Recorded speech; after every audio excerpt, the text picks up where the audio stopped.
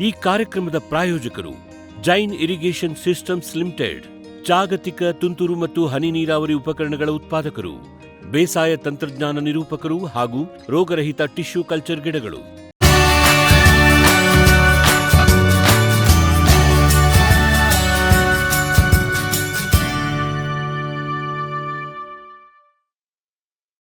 ವೀಕ್ಷಕರೇ ನಮಸ್ಕಾರ.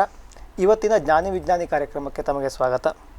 ನಮ್ಮೊಂದಿಗೆ ಇವತ್ತು ತೋಟಗಾರಿಕಾ ವಿಜ್ಞಾನಗಳ ವಿಶ್ವವಿದ್ಯಾಲಯ ಬಾಗಲಕೋಟೆಯ ಬೀಜ ಘಟಕದಲ್ಲಿರುವಂಥ ಕಾರ್ಯನಿರ್ವಹಿಸ್ತಾ ಇರುವಂತಹ ಬೀಜ ತಂತ್ರಜ್ಞಾನದ ಸಹ ಪ್ರಾಧ್ಯಾಪಕರಾಗಿರುವ ಡಾಕ್ಟರ್ ಪಲ್ಲವಿ ಎಚ್.ಎಂ. ಮೇಡಮ್ ಅವರಿದ್ದಾರೆ. ಇವತ್ತು ಅವರನ್ನು ಮಾತಾಡಿಸಿ ಈರುಳ್ಳಿಯ ಒಟ್ಟಾರೆ ಉತ್ಪಾದನೆ, ಈರುಳ್ಳಿಯ ಒಂದು ಪ್ಯಾಕೇಜ್ ಆಫ್ ಪ್ರಾಕ್ಟೀಸು, ಅದರಲ್ಲಿ ಈರುಳ್ಳಿ ಯಾವ್ಯಾವ ರೀತಿಯ ಬೇಸಾಯ ತಾಂತ್ರಿಕತೆಗಳನ್ನು ರೈತರು ಅಳವಡಿಸ್ಕೊಳ್ಬೇಕು, ಹೇಗೆ ಬೇಸಾಯ ಮಾಡಬೇಕು ಅನ್ನೋದ್ರ ಬಗ್ಗೆ ಮಾಹಿತಿಗಳನ್ನು ಕೇಳ್ಕೊಂಡು ಬರೋಣ. ಮೇಡಮ್ ನಮಸ್ತೆ. ನಮಸ್ತೆ. ಇವತ್ತಿನ ಜ್ಞಾನಿ ವಿಜ್ಞಾನಿ ಕಾರ್ಯಕ್ರಮಕ್ಕೆ ತಮಗೆ ಸ್ವಾಗತ. ಮೇಡಮ್, ನಮ್ಮ ರೈತರಿಗೆ ಮತ್ತು ನಮ್ಮ ವಾಹಿನಿಗೆ ನೀವು ಹೊಸಬರೇನಲ್ಲ, ನೀವು ಬಹಳ ಮುಂಚೆನೇ ಹಲವಾರು ಕೃಷಿ ಪಾಠಗಳನ್ನು ಕೂಡ ಮಾಡಿದ್ದೀರಿ, ಲೇಖನಗಳನ್ನು ಕೂಡ ಬರೆದಿದ್ದೀರಾ, ಜೊತೆಗೆ ಜ್ಞಾನಿ ವಿಜ್ಞಾನಿ ಕಾರ್ಯಕ್ರಮವನ್ನು ಬಹಳಷ್ಟು ನೀವು ಕೊಟ್ಟಿದ್ದೀರಾ.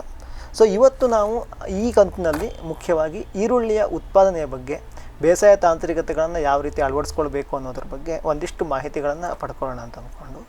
ಮೇಡಮ್, ಈಗ ಮುಖ್ಯವಾಗಿ ಕೇಳೋದಾದರೆ ಈ ಈರುಳ್ಳಿ ಅಂದರೆ ನಮ್ಮ ದೇಶದಲ್ಲಿ ನೋಡಿದ್ರೆ ಮತ್ತು ನಮ್ಮ ರಾಜ್ಯದಲ್ಲಿ ನೋಡಿದ್ರೆ ಈರುಳ್ಳಿಯ ಸ್ಥಿತಿಗತಿ ಹೇಗಿದೆ, ಅಂದರೆ ಎಷ್ಟರ ಮಟ್ಟಿಗೆ ರೈತರು ಬೆಳೀತಾ ಇದ್ದಾರೆ, ಹೇಗೆ?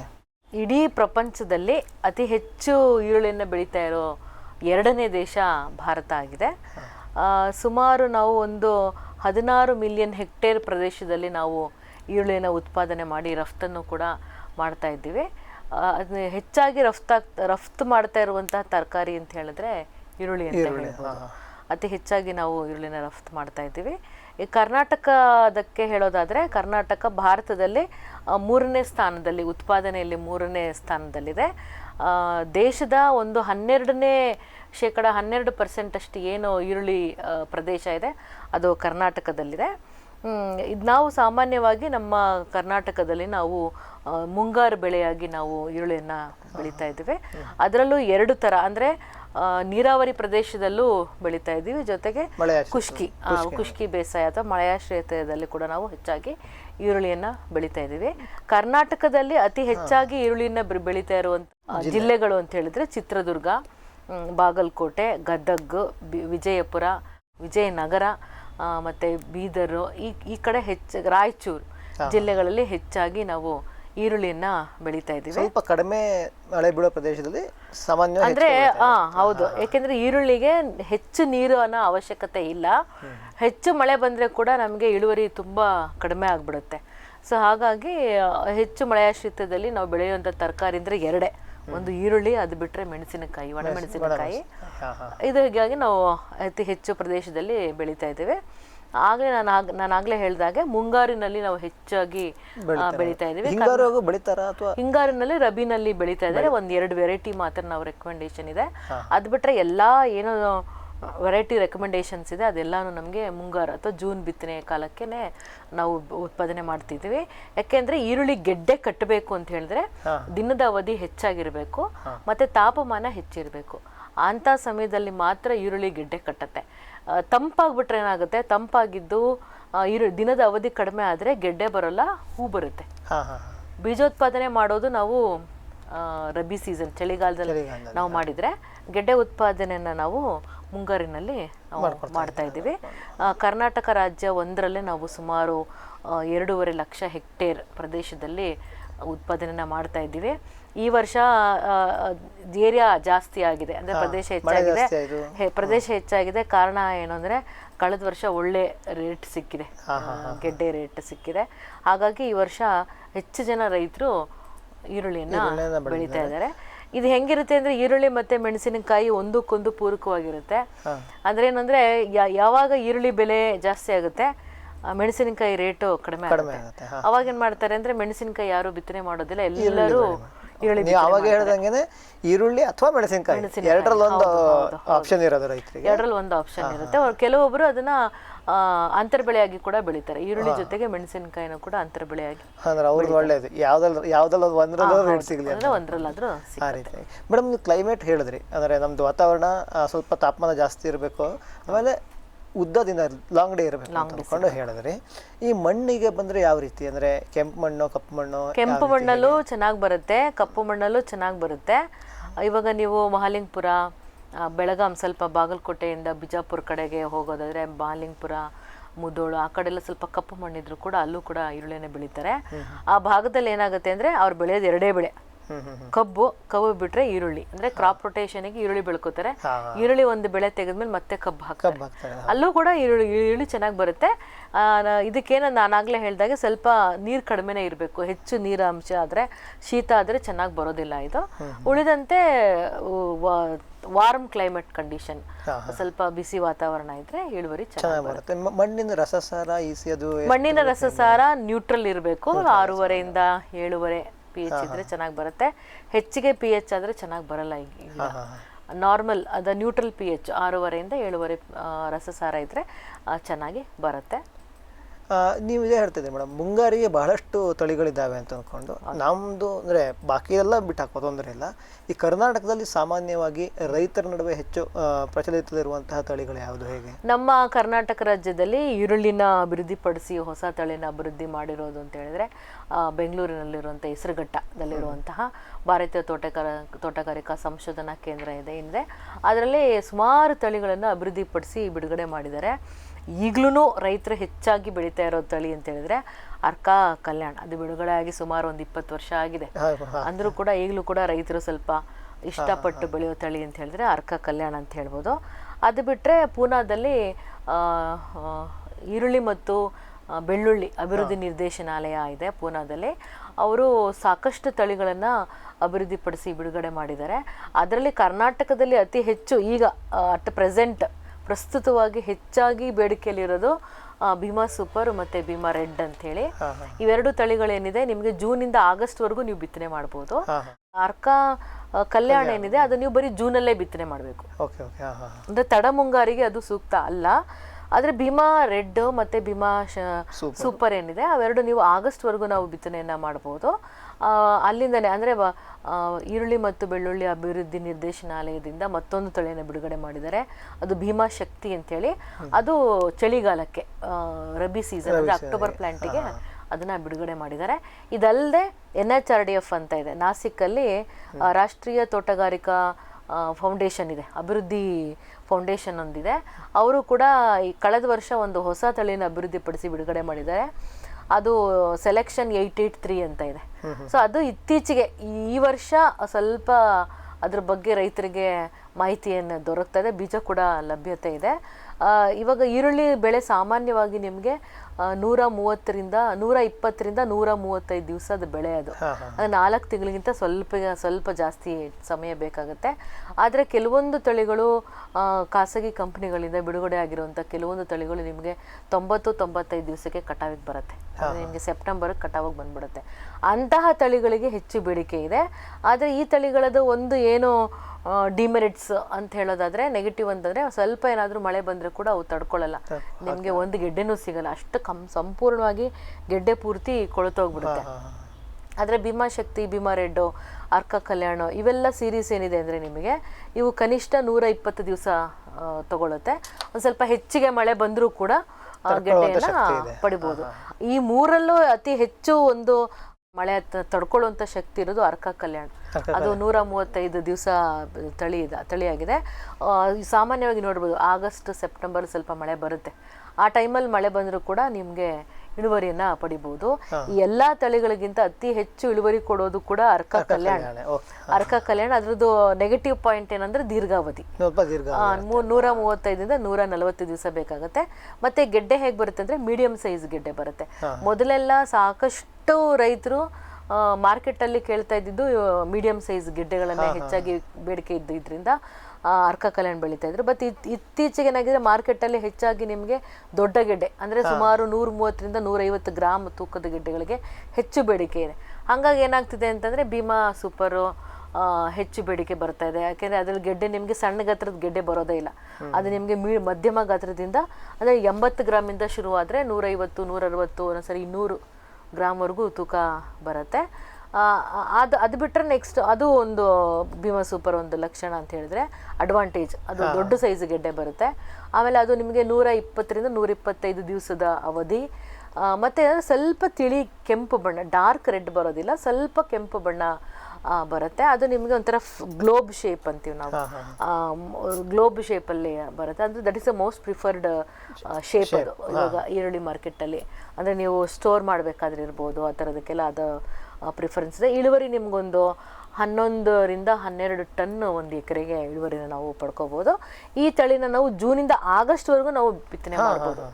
ನೀವು ಲೇಟಾಗಿ ಬಿತ್ತನೆ ಮಾಡಿದಷ್ಟು ನಿಮ್ಗೆ ಇಳುವರಿ ಜಾಸ್ತಿ ಬರುತ್ತೆ ಭೀಮಾ ಸೂಪರಲ್ಲಿ. ಇನ್ನೊಂದು ಹೆಚ್ಚಿಗೆ ಬೆಳೆಗೆ ಇರುವಂಥದ್ದು ಅಂದರೆ ನೆಕ್ಸ್ಟ್ ಭೀಮಾ ರೆಡ್ ಅಂತೇಳಿ. ಇದು ರೆಡ್ ಕಲರ್, ಹೆಸರೇ ಹೇಳಿದಾಗೆ ಕೆಂಪು ಬಣ್ಣ ಬರುತ್ತೆ. ಇದು ಕೂಡ ನಿಮಗೆ ಮಧ್ಯಮ ಗಾತ್ರದಿಂದ ದೊಡ್ಡ ಗಾತ್ರದ ಒಂದು ಗೆಡ್ಡೆಯನ್ನು ಕೊಡುತ್ತೆ. ರೈತರು ಹೇಳೋದು, ರೈತರ ಪ್ರಕಾರ ಈ ಸಂಶೋಧನೆಯಲ್ಲೂ ಕೂಡ ಬಂದಿದೆ ಅದು, ರೈತರ ಪ್ರಕಾರ ಏನು ಅಂದರೆ ಭೀಮಾ ರೆಡ್ ಬಣ್ಣ ಚೆನ್ನಾಗಿದೆ, ಮತ್ತು ಅದು ಸ್ವಲ್ಪ ಫ್ಲ್ಯಾಟ್ ಗ್ಲೋಬ್ ಜೊತೆಗೆ ಮೇಲ್ಗಡೆ ತೊಟ್ಟೆನಿದೆ, ಅದು ಜಾಸ್ತಿ ಉದ್ದ ಬರೋದಿಲ್ಲ. ಸೊ ಹಾಗಾಗಿ ಶೇಖರಣೆಗೆ ಭಾಳ ಚೆನ್ನಾಗಿದೆ. ನೀರೇನಾದ್ರು ಬಿದ್ದರೂ ಒಳಗಡೆ ನೀರು ಹೋಗಲ್ಲ, ಹರಿದು ಹೋಗುತ್ತೆ. ಆಮೇಲೆ ಹೊರಗಡೆನ ಪದರ ಏನಿದೆ ಅದು ಮೇಲ್ಗಡೆ ಮಾತ್ರ ಸಿಪ್ಪೆ ಸುಲಿಯುತ್ತೆ ಹೊರತು ಒಳಗಡೆ ಪದರಗಳು ಗಟ್ಟಿಯಾಗಿರೋದ್ರಿಂದ ಅದಕ್ಕೆ ಕಳೆದ ವರ್ಷ ಏನಾಗಿದೆ, ಭೀಮಾ ಸೂಪರ್ ತೊಗೊಂಡೋಗಿರೋರಿಗೆ ಮತ್ತು ಭೀಮಾ ರೆಡ್ ತೊಗೊಂಡೋಗಿರೋರಿಗೆ ಒಂದು ಬ್ಯಾಗಿಗೆ 300 ರೂಪಾಯಿ ಜಾಸ್ತಿ ಪ್ರೈಸ್ ಸಿಕ್ಕಿದೆ. ಇಳುವರಿ ನಿಮಗೆ ಭೀಮಾ ಸೂಪರ್ಗಿಂತ ಕಡಿಮೆ, ನಿಮ್ಗೊಂದು 9 ಟನ್ 10 ಟನ್ ಬೆಳೀತಾ ಇದ್ದಾರೆ ಒಂದು ಎಕರೆಗೆ. ಅರ್ಕ ಕಲ್ಯಾಣದ ಇಳುವರಿ ಎಷ್ಟು? 14 ಟನ್ ಇದೆ. 14 ಟನ್ ಇದೆ. ಅವಾಗ ಹೇಳಿದ್ರೆ ಅರ್ಕ ಕಲ್ಯಾಣ ಇವೆರಡಕ್ಕಿಂತ ಜಾಸ್ತಿ. ಯಾವಾಗಲೂ ಅಷ್ಟೇ, ಯಾವಾಗ ಅವಧಿ ಜಾಸ್ತಿ ಆಗುತ್ತೆ ನಿಮ್ಗೆ ಇಳುವರಿ ಹೆಚ್ಚಾಗ್ತಾ ಇರುತ್ತೆ. ಅವಧಿ ಕಡಿಮೆ ಆಗ್ತಾ ಇದ್ದಂಗೆ ಇಳುವರಿ ನಿಮ್ಗೆ ಆಟೋಮೆಟಿಕ್ ಆಗಿ ಕಡಿಮೆ ಆಗ್ಬಿಡುತ್ತೆ. ಹಾಗಾಗಿ ಈ ವರ್ಷ ಏನಾಗಿದೆ, ಲಾಸ್ಟ್ ಟೈಮು ಭೀಮಾ ರೆಡ್ಗೆ ಸ್ವಲ್ಪ ಒಂದು ಬ್ಯಾಗಿಗೆ 300 ರೂಪಾಯಿ 150 ರೂಪಾಯಿಂದ 300 ರೂಪಾಯಿವರೆಗೂ ಹೆಚ್ಚಿಗೆ ಸಿಕ್ಕಿರೋದ್ರಿಂದ ಈ ವರ್ಷ ಎಲ್ಲ ರೈತರು ಭೀಮಾ ರೆಡ್ಡೇ ಬೇಕು ಅಂತ ಹೇಳಿ ಭಾಳ ಡಿಮ್ಯಾಂಡ್ ಮಾಡ್ತಾ ಇದ್ದಾರೆ. ಅದಲ್ಲದೆ ಇನ್ನೊಂದು ಕೆಲವೊಂದು ಪ್ರೈವೇಟ್ ಕಂಪ್ನಿಗಳಿದ್ದಾವೆ, ಗರ್ವ ಅಂತ ಒಂದು ಪ್ರೈವೇಟ್ ಕಂಪ್ನಿದೊಂದಿದೆ, ರಾಯಲ್ ಸೆಲೆಕ್ಷನ್ ಅಂತ ಇದೆ. ಸೊ ಇವೆಲ್ಲ ಕೂಡ ಸೇಮು ನಾನು ಆಗಲೇ ಹೇಳಿದಾಗೆ ದೊಡ್ಡ ಗೆಡ್ಡೆಗಳನ್ನು ಕೊಡುವಂಥದ್ದು. ಬಟ್ ಅವಧಿ ಕಡಿಮೆ ಇದೆ, ಮತ್ತು ಅದು ನೀವು ಜೂನಲ್ಲೇ ಪ್ಲಾಂಟಿಂಗ್ ಮಾಡಬೇಕು. ಈಗ ಅದೇ ಮೇಡಮ್ ನಾನು ನೆಕ್ಸ್ಟ್ ಕೇಳಬೇಕು ಅಂತಿದ್ದೆ. ನೀವು ಅರ್ಕ ಕಲ್ಯಾಣ ಹೇಳಿದ್ರೆ ಜೂನಲ್ಲೇ ಅದನ್ನು ನೀವು ನಾಟಿ ಮಾಡಲೇಬೇಕು ಅಂತ, ಪ್ಲಾಂಟಿಂಗ್ ಮಾಡಬೇಕು. ಇವೆರಡನ್ನು ಭೀಮಾ ರೆಡ್ ಭೀಮಾ ಸೂಪರನ್ನು ಜೂನಿಂದ ಹಿಡಿದು ಆಗಸ್ಟ್ ತನಕ ಮಾಡಬಹುದು ಅಂತ ಅಂದ್ಕೊಂಡು, ಈ ಏನು ವ್ಯತ್ಯಾಸ, ತಳಿಗಳಲ್ಲಿ ಏನು ವ್ಯತ್ಯಾಸ ಹೇಗೆ ಅಂದರೆ ಜೂನಲ್ಲಿ ಬಿಟ್ಟು ಮತ್ತು ನಾವು ಅರ್ಕ ಕಲ್ಯಾಣ ಆಗಸ್ಟಲ್ಲಿ ಮಾಡಿದ್ರೆ ಏನಾಗುತ್ತೆ? ಹೇಗೆ ಆಗಸ್ಟಲ್ಲಿ ಮಾಡಿದ್ರೆ ನಿಮಗೆ ಗೆಡ್ಡೆನೇ ಬರೋದಿಲ್ಲ. ಗೆಡ್ಡೆ ನಾನಾಗಲೇ ಹೇಳಿದ್ನಲ್ಲ, ಗೆಡ್ಡೆ ಕಟ್ಟಬೇಕು ಅಂತ ಹೇಳಿ ನಿಮಗೆ ಬಿತ್ತನೆ ಮಾಡಿದ ಡ್ಯೂರೇಷನ್ 140 ಡೇಸ್ ಇದೆ ಅನ್ಬೇಕಾದ್ರೆ 2 ತಿಂಗಳ ನಂತರ ನಿಮಗೆ ಗೆಡ್ಡೆ ಕಟ್ಟಕ್ಕೆ ಸ್ಟಾರ್ಟ್ ಆಗುತ್ತೆ. ಅಂದ್ರೆ ನೀವು ಆಗಸ್ಟ್ ಅಲ್ಲಿ ಪ್ಲಾಂಟಿಂಗ್ ಮಾಡಿದ್ರೆ ಆಗಸ್ಟ್ ಮುಗಿತು, ಅಕ್ಟೋಬರ್ಗೆ ದಿನದ ಅವಧಿ ಕಡಿಮೆ ಆಗ್ತಾ ಬರುತ್ತೆ. ಅವಾಗ ನಿಮ್ಗೆ ಗೆಡ್ಡೆ ಸುಮಾರು ಒಂದು 80 ಗ್ರಾಮ್ ಬರ್ತಾ ಇದೆ, ಗೆಡ್ಡೆ 20 ಗ್ರಾಮ್ 30 ಗ್ರಾಮ್ ಬರುತ್ತೆ. ಗೆಡ್ಡೆ ತೂಕ ಬರಲ್ಲ, ದಪ್ಪನೂ ಆಗಲೇ ಬೆಳವಣಿಗೆನೇ ಆಗೋದಿಲ್ಲ. ಹಂಗಾಗಿ ಲೇಟ್ ಪ್ಲಾಂಟಿಂಗು ತುಂಬಾನೇ ಪ್ರಾಬ್ಲಮ್ ಆಗುತ್ತೆ. ನಾವ್ ಯಾವಾಗ್ಲೂ ರೈತರಿಗೆ ಹೇಳ್ತೀವಿ, ನೀವು ಬೀಜವನ್ನ, ಅದರಲ್ಲೂ ಪರ್ಟಿಕ್ಯುಲರ್ ಆಗಿ ಈರುಳ್ಳಿ ಏನಾಗುತ್ತೆ, ದಿನದ ಅವಧಿ ಬಹಳ ಸೂಕ್ಷ್ಮ. ಈರುಳ್ಳಿ ಗೆಡ್ಡೆ ಕಟ್ಟಬೇಕಾದ್ರೆ ದಯವಿಟ್ಟು ನೀವು ಪ್ಯಾಕೆಟ್ ಅನ್ನ ನೋಡಿ, ಪ್ಯಾಕೆಟ್ ಮೇಲೆ ಪ್ರತಿಯೊಂದು ಪ್ಯಾಕೆಟ್ ಮೇಲೂ ಬರೆದಿರ್ತಾರೆ ಯಾವ ಕಾಲಕ್ಕೆ ಇದನ್ನ ಶಿಫಾರಸ್ ಮಾಡಲಾಗಿದೆ ಅಂತ. ಎಷ್ಟೇ ಸ್ಪೆಸಿಫಿಕ್ ಆಗಿರುತ್ತೆ ಅಂದ್ರೆ, ಸಾಮಾನ್ಯವಾಗಿ ಬೇರೆ ಬೆಳೆ ಎಲ್ಲ ನಿಮಗೆ ಖರೀಫು, ರಬಿ ಅಂತ ಬರ್ದಿರ್ತಾರೆ ಅಷ್ಟೇ. ಕೆಲವೊಂದು ಈರುಳ್ಳಿಗೆ ಹೇಗೆ ಬರ್ತೀರ, late kharif, early rabi, early summer, ಈ ತರ ಸ್ಪೆಸಿಫಿಕ್ ಆಗೇ ಬರ್ದಿರ್ತಾರೆ. ಆದ್ರೆ ಅದು ತುಂಬಾ ಸೂಕ್ಷ್ಮವಾಗಿರುತ್ತೆ. ನಾನು ಜೂನಲ್ಲಿ ಪ್ಲಾಂಟಿಂಗ್ ಮಾಡ್ಬೇಕಂದ್ರೆ ತಡ ಮಾಡಿದ್ರು ನಿಮಗೆ ಇಳುವರಿ ಬರಲ್ಲ. ನಾನು ಆಗ್ಲೇ ಹೇಳಿದೆ, ಭೀಮಾ ಸೂಪರ್ ನಿಮಗೆ ಜೂನಿಂದ ಆಗಸ್ಟ್ ವರೆಗೂ ನಾವು ಬಿತ್ತನೆ ಮಾಡ್ಬೋದು. ನೀವು ಲೇಟಾಗಿ ಬಿತ್ತನೆ ಮಾಡಿದಷ್ಟು ಅದಕ್ಕೆ ನಿಮ್ಗೆ ಇಳುವರಿ ಜಾಸ್ತಿ ಬರುತ್ತೆ. ವಿಶ್ವದಾದ್ಯಂತ ಪೇಟೆಂಟ್ ಪಡೆದ ನ್ಯಾನೋ ತಂತ್ರಜ್ಞಾನದಲ್ಲಿ ತಯಾರಾದ ನೂವಾಲ್ಗಿ ದ್ರಾವಣ. ನೂವಾಲ್ಗಿ ಉಪಯೋಗಿಸಿದ ಮೇಲೆ ತುಂಬಾ ಇಳುವರಿನೂ ಬಂದಿದೆ. ಕಾಳು ಮೆಣಸಿಗಂತೂ ಬಹಳ ಚೆನ್ನಾಗಿ ಬರುತ್ತೆ, ರೇಷ್ಮೆ ಎಲೆನೂ ಚೆನ್ನಾಗಿ ಬರ್ತದೆ, ಗಿಡಗಳು ತುಂಬಾ ಚೆನ್ನಾಗಿ ಬೆಳವಣಿಗೆ ಆಯಿತು. ಯಾವುದೇ ರಾಸಾಯನಿಕ ಅಥವಾ ವಿಶೇಷ ಗೊಬ್ಬರಗಳ ಗೊಡವೆ ಇಲ್ಲದೆ ಎಲ್ಲ ಬೆಳೆಗಳಲ್ಲಿ ಉತ್ತಮ ಗುಣಮಟ್ಟದ ಅಧಿಕ ಫಸಲನ್ನು ಪಡೆಯಿರಿ. ಯಾವಾಗಲೂ ನನ್ನ ಇರೋವರೆಗೂ ನೂವಾಲ್ಗಿ ಅಂತ ಬಿಟ್ಟು ಬಾಳಲ್ಲ ಅಂತ ಒಂದು ಭರವಸೆ ಕೊಡ್ತೀನಿ. ಬ್ಯಾರಿಕ್ ಸೆಂಟರ್ ಫೆರ್ಮೋನ್ ಟ್ರಾಪ್ಸ್ನೊಂದಿಗೆ ರೇನೋಸಾರಸ್ ದುಂಬಿ ಮತ್ತು ಕೆಂಪು ಮೂತಿ ಹುಳುಗಳಿಂದ ತೆಂಗು, ತಾಳೆ, ಅಡಿಕೆ ಮರಗಳ ಸಂರಕ್ಷಣೆ. ತರಕಾರಿ ಮತ್ತು ಹಣ್ಣಿನ ಬೆಳೆಗಳಲ್ಲಿ ಹಣ್ಣಿನ ನೊಣಗಳ ನಿಯಂತ್ರಣಕ್ಕೆ ಬ್ಯಾರಿಕ್ ಸ್ಕ್ಯಾಚ್ ಫ್ರೂಟ್ ಫ್ಲೈ ಹಾಗೂ ವೆಜಿಟೇಬಲ್ ಫ್ಲೈ ಟ್ರ್ಯಾಪ್. ರಸ ಹೀರುವ ಕೀಟಗಳನ್ನು ಹಿಡಿಯಲು ಬಣ್ಣದ ಕ್ರೋಮ್ಯಾಟಿಕ್ ಸ್ಟಿಕ್ಕಿ ಟ್ರ್ಯಾಪ್ಸ್. ಪೇಟೆಂಟ್ ಹೊಂದಿದ ತಂತ್ರಜ್ಞಾನ, ದೀರ್ಘಕಾಲದವರೆಗೂ ಬಾಳಿಕೆ. ಕೀಟನಾಶಕಗಳಿಗೆ ಪರ್ಯಾಯ, ಪರಿಸರಕ್ಕೆ ಪೂರಕ. ಸುಸ್ಥಿರ ಸಾವಯವ ಕೃಷಿಗಾಗಿ ಬ್ಯಾರಿಕ್ಸ್. ಫ್ಯೂಚರ್ ಬಯೋಟೆಕ್ ಸಾವಯವ ಕೃಷಿಯ ವೇಗವರ್ಧಕ. ಪೋಷಕಾಂಶ ಪೂರೈಕೆಗೆ ಎನ್ಪಿಕೆ ಕಲ್ಚರ್, ವ್ಯಾಮ್, ಪಿಎಸ್ಪಿ ಮತ್ತು ಕೆಎಂಬಿ. ಜೈವಿಕ ರೋಗ ಕೀಟ ನಿಯಂತ್ರಣಕ್ಕೆ ಟ್ರೈಕೋಡರ್ಮಾ, ಸೂಡೋಮೊನಾಸ್. ಸಾವಯವ ಗೊಬ್ಬರ ಉತ್ಪಾದನೆಗೆ ಕಾಂಪೋಸ್ಟ್ ಕಲ್ಚರ್. ಹೂವು ಕಾಯಿ ಉದುರುವ ಸಮಸ್ಯೆಗೆ ಕಾಮಧೇನು ಮತ್ತು ಸತ್ವ. ಮಣ್ಣಿನ ಆರೋಗ್ಯ ವೃದ್ಧಿಗೆ future biotech, Dharwad. Jain irrigation systems limited ಭಾರತದ ಹನಿ ನೀರಾವರಿ ತಂತ್ರಜ್ಞಾನದ ಪ್ರಥಮ ಪ್ರವರ್ತಕ. ಜಗತ್ತಿನ ಅತಿ ದೊಡ್ಡ ಸ್ಪ್ರಿಂಕ್ಲರ್ಸ್ ಉತ್ಪಾದಕ ಕಂಪನಿ. ಸಂರಕ್ಷಿತ ಕೃಷಿಯಲ್ಲಿ ಹಸಿರು ಮನೆಗಾಗಿ ಮಿಸ್ಟರ್, ಫಾಗರ್, ಫ್ಯಾನ್ ಮತ್ತು ಪ್ಯಾಡ್ ಹಾಗೂ ನೆರಳು ಮನೆ. ಸ್ವಯಂಚಾಲಿತ ನೀರಾವರಿ ವ್ಯವಸ್ಥೆ ಮತ್ತು ರಸಾವರಿ ತಂತ್ರಜ್ಞಾನ. ಕೃಷಿಯಲ್ಲಿ ನೀರಿನ ಸಮರ್ಪಕ ಬಳಕೆ ಹಾಗೂ ಉಳಿತಾಯಕ್ಕೆ ಮತ್ತೊಂದು ಹೆಸರು ಜೈನ್.